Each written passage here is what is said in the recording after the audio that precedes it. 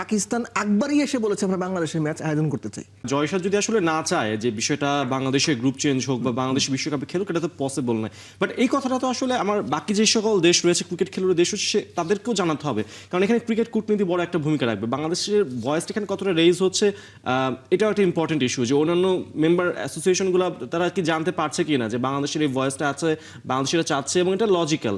আচ্ছা, এখানে ইম্পর্টেন্ট পার্টটা হচ্ছে শ্রীলঙ্কা কো-হোস্ট, তাদেরকে এখনো পর্যন্ত এই ইস্যুতে কোনো কথা বলতে শুনেছেন আপনি? শুনেন নাই।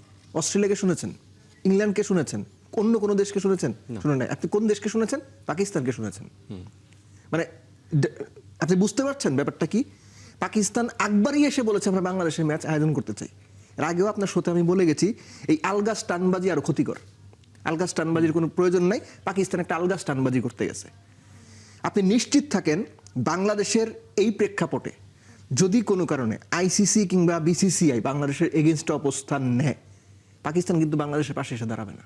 না, তা তো অবশ্যই না। কেননা এই যে ভারত পাকিস্তান ম্যাচ আয়োজন, পাকিস্তান সারা বছর যাই বলুক, যত লাফালাফি করুক, এরা ভারত পাকিস্তান ম্যাচ খেলার জন্য মুখিয়ে থাকে। কারণ হচ্ছে যে রেভিনিউটা আসে সেটা পাকিস্তান ক্রিকেট বোর্ডের জন্য খুব ইম্পর্টেন্ট। সো তারা এই আলগা স্টানবাজি করবে, কিন্তু কাজের সময় ভারতকেই সাপোর্ট করবে, কিংবা বাংলাদেশের পাশে এসে স্ট্রং ভয়েস নিয়ে দাঁড়াবে না। রেদার বাংলাদেশকে এটা বুঝতে হবে, বোঝাটা খুব জরুরি, যে যখন আপনার চাওয়াটা একদম নীতিগত, সুস্পষ্ট এবং ভ্যালিড, তখন আপনি প্রয়োজনে একা হলে একাই আপনার দাবি নিয়ে এগিয়ে যাবেন। বাংলাদেশ তো ডিসিশন নিয়েই নিয়েছে যে ভারতে গিয়ে বিশ্বকাপ আমরা খেলবো না। আমরা সবাই সেটা মেনেছি। বাংলাদেশের সাধারণ দর্শক, ক্রিকেট বিশ্লেষক, ক্রিকেট সংশ্লিষ্ট মানুষ সবাই এটা মেনেছে। ভারতে গিয়ে আমরা বিশ্বকাপ খেলবো না, স্ট্যান্ড ইজ কনফার্ম। বাংলাদেশের মানুষ সেটা এন্ডোর্স করেছে।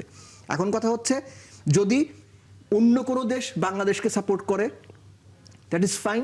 যদি সাপোর্ট না করে তাতেও খুব বেশি কিছু যায় আসে না। এই জন্য আমি কথাটা বললাম যে আইসিসি বা বিসিসিআই, আইসিসি তো আসলে বিসিসিআই চালায় বা ভারতীয় ক্রিকেট সংগঠকরাই আসলে চালায়, তারা যদি মনে করে যে বাংলাদেশকে তারা বিশ্বকাপে রাখবে না বা বাংলাদেশের যৌক্তিক দাবিটা মানবে না, তাহলে তারা বাংলাদেশকে ভেন্যু বদলে দেবে না।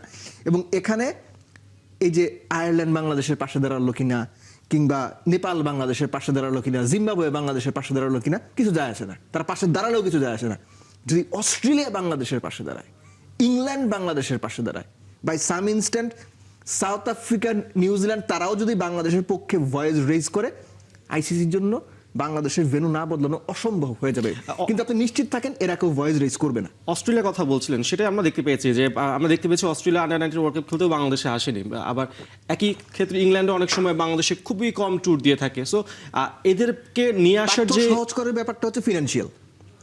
কারণ এই যে টোটাল ক্রিকেটিং মার্কেটটা, এই মার্কেটটাতে ভারতের এত দাপট কেন? টোটাল যে আপনার রেভিনিউ জেনারেট হয়, এর 60% বেশি শুধুমাত্র ভারতীয় কোম্পানিগুলো বা স্পন্সরগুলো জেনারেট করে। অস্ট্রেলিয়া তাদের ভাগের টাকা পাচ্ছে, অর্থাৎ যে টাকা পাচ্ছে সেটা নিয়ে ধরেন ভারত 4 ভাগের 1 ভাগ টাকা হয়তো নিয়ে যাচ্ছে, বা 3 ভাগের 1 ভাগ নিয়ে যাচ্ছে, বাকি সবটা সবার মধ্যে বন্টন করে দিচ্ছে। অস্ট্রেলিয়া সেটা পেয়েই খুশি। প্রত্যেক বছর ভারত এবং অস্ট্রেলিয়া, ইংল্যান্ড এবং ভারত হোম অ্যাওয়ে ফুল সিরিজ হয়। এই যে এখান থেকে যে টাকাটা আসে, সারা বছর অন্যান্য সব সিরিজ করে এত টাকা আসে না। তো স্বাভাবিকভাবেই টাকায় মুখ বন্ধ থাকে। সেটা অস্ট্রেলিয়ার সাদা চামড়া হোক, ফিরিঙ্গি সাদা চামড়া হোক, কিংবা নিউজিল্যান্ডের সাদা চামড়া হোক, টাকায় মুখ বন্ধ থাকে। ভারতীয় ক্রিকেট বোর্ড যে রেভিনিউ জেনারেট করে এবং তারা যে লাভবানটা হয়, এই টাকার কারণেই তারা বাংলাদেশ বা বাংলাদেশের মতো কোনো দেশ যৌক্তিক দাবি করার পরেও কখনোই এদের পাশে এসে বা আমাদের পাশে এসে দাঁড়াবে না। সো আমাদের একলাই চলতে হবে, আমাদের নীতিগত অবস্থান থেকে, আমাদের যৌক্তিক অবস্থান থেকে একলাই লড়াইটা করতে হবে আমাদের।